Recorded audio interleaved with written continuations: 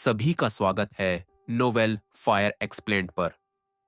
यह कहानी रिटर की एक कल्पना है और यह बस एंटरटेनमेंट के लिए है। अगर इससे किसी को कोई प्रॉब्लम होती है तो प्लीज हमें मैसेज करें। एक रात जब चांदनी जगमगा रही थी, एक रहस्यमयी आकृति उसकी चमक को चीरती हुई निकली। भय का सजीव स्वरूप जो हर इंसानी डर को और भी भयानक बना रहा था। विशाल कद का वह प्राणी जिसकी काली चमकती चलकें किसी अजय कवच का आभास देती थीं, एक विशाल पूंछ और जलती लपटें उगलने वाले मुख के साथ खड़ा था। उसका सिर किसी सरीसृप जैसा था, मगर उस पर दो सींग उगे थे। एक ऐसा प्राणी जिसे ड्रैगन कहा जाता था, और यह कोई साधारण ड्रैगन नहीं था, बल्कि इसे विनाश का ड्रैगन कहा जाता था। कहा जाता है कि इस दुनिया में इंसानों के लिए कई खतरों का वास है, लेकिन उनमें से सबसे भीषण था यह विनाशकारी ड्रैगन। अपने विशाल पंख फैलाकर वह नीचे उतरा, जहां उसके नीचे बसी एक नगरी चीखों और अराजकता में डूब गई। यह शहर था अंतारेस, जो एलिसियम राज्य की एक प्रसिद्ध नगरी थी। यहां नए एडवेंचरर्स बसते थे, वे योद्धा जो गिल्डों में काम करके जीविका चलाते थे। कई व्यवसायों के बीच अधिकांश ने मॉन्स्टर हंटिंग का मार्ग चुना था। यह शहर न तो बहुत बड़ा था, न ही बहुत छोटा, लेकिन ऊंची दीवारों से घिरा था, जो मॉन्स्टर्स को भीतर आने से रोकने के लिए बनाई गई थी।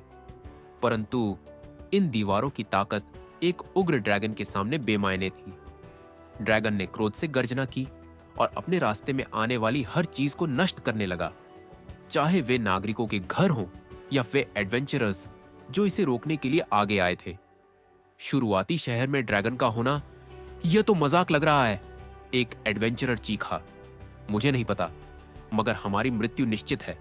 आखिरकार यह शहर केवल कमजोर एडवेंचरर्स के लिए है, और ड्रैगन से लड़ना तो ऐसे है जैसे प्रेम की तलाश करना। दोनों ही अत्यंत कठिन कार्य हैं। ऐसी गंभीर परिस्थिति में अपनी निजी जिंदगी को मत घसीटो। एक अनुभवी एडवेंचरर काजेल घर जा। गंजे सिर और विशाल शरीर वाले काजेल की काया चर्बी से नहीं, बल्कि कठिन परिश्रम से तराशी गई मांसपेशियों से बनी थी। उसने साधारण लेदर आर्मर पहन रखा था और एक भारी ग्रेट स्वॉर्ड पकड़े था, जो मॉन्स्टर की खाल चीरने में सक्षम था।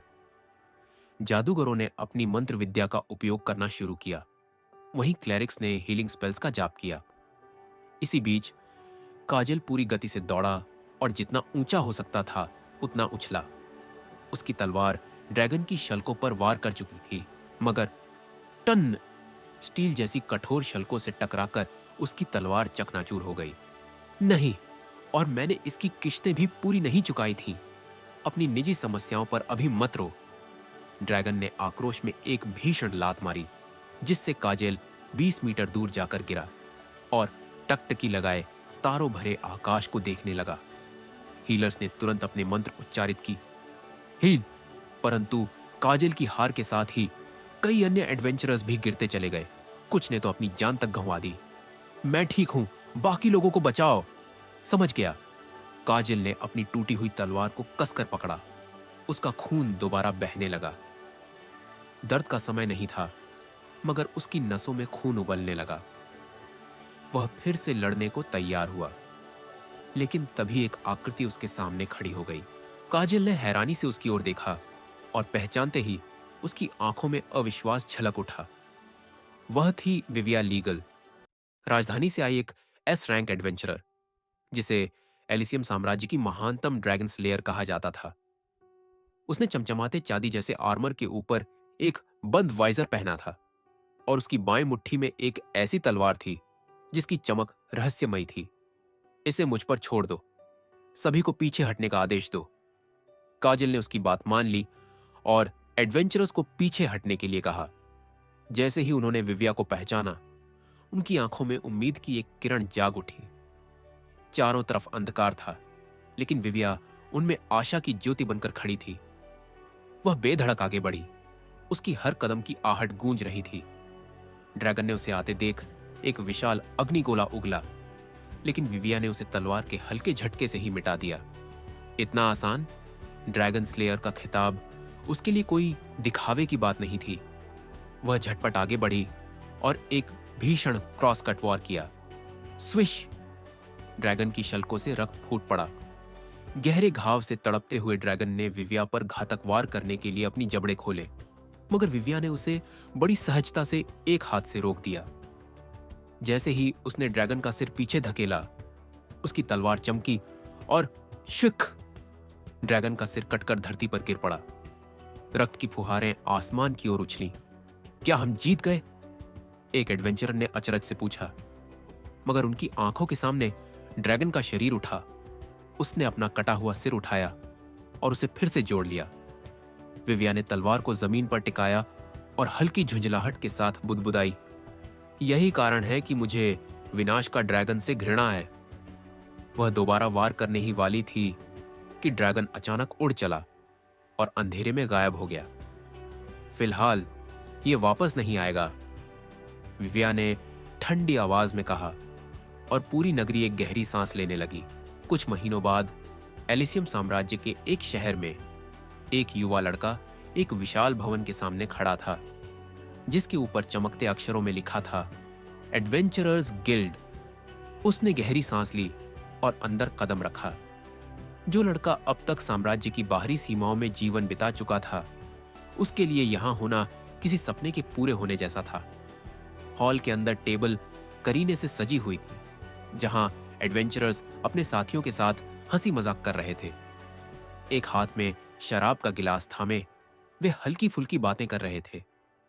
यह स्थान सिर्फ एक जॉब सेंटर ही नहीं, बल्कि एक बार भी था, जहां ये घुमक्कड़ योद्धा कुछ सुकून के पल बिता सकते थे। आकर्षक महिला परिचारिकाएं मधुर मुस्कान के साथ उनका स्वागत कर रही थीं और उनकी हर जरूरत का ध्यान रख रही थी। युवा लड़का उन्हें घंटों बल्कि दिनों तक भी देख सकता था बिना थके, लेकिन उसने इस ध्यान भटकाने वाली सोच को झटक दिया और अपने असली लक्ष्य पर ध्यान केंद्रित किया, एक एडवेंचरर बनना। उसके सामने 4 काउंटर थे, जहां गिल्ड के कर्मचारी बैठे थे।